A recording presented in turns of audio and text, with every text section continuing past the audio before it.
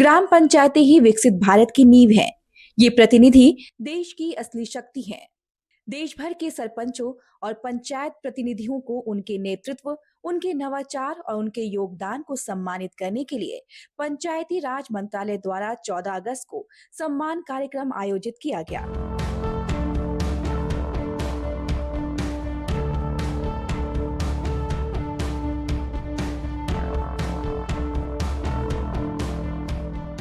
इस मौके पर मंचासीन अतिथियों ने कहा, लेकिन अब 65% ग्रामीण आबादी है, लेकिन जब तक भारत रहेगा ये गांव देहात खेत खलियान का ही देश कहलाएगा।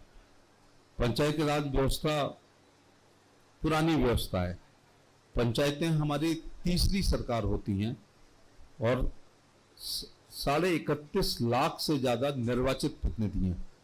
कई बार लगता है कि कुछ देशों की जितनी आबादी होती है उतने हमारे यहाँ निर्वाचित प्रतिनिधियों की संख्या होती है।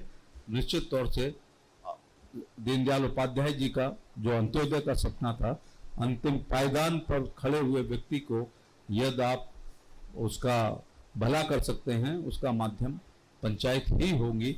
आप सबको एक बार पुनः लोकतंत्र का सबसे कठिन चुनाव जीत कर आने पर मैं आपको बधाई देना चाहता हूं और आपको शुभकामनाएं देना चाहता हूं।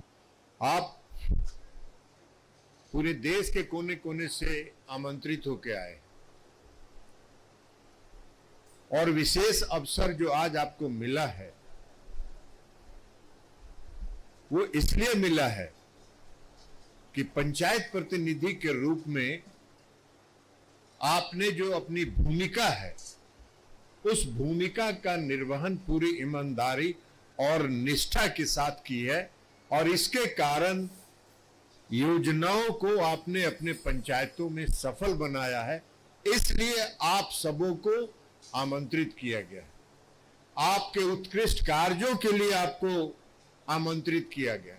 आपने जो भारत सरकार की 9 योजनाएं जो आदरणीय प्रधानमंत्री नरेंद्र मोदी जी के दिल की योजनाएं हैं, उन योजनाओं को अपने पंचायतों में सैचुरेट करने का काम आपने किया। ये समारोह सिर्फ एक पल नहीं बल्कि एक संदेश है कि भारत की असली शक्ति गांव में है। लाल किले की प्राचीर से उठी ये आवाज अब देश के हर कोने तक जाएगी।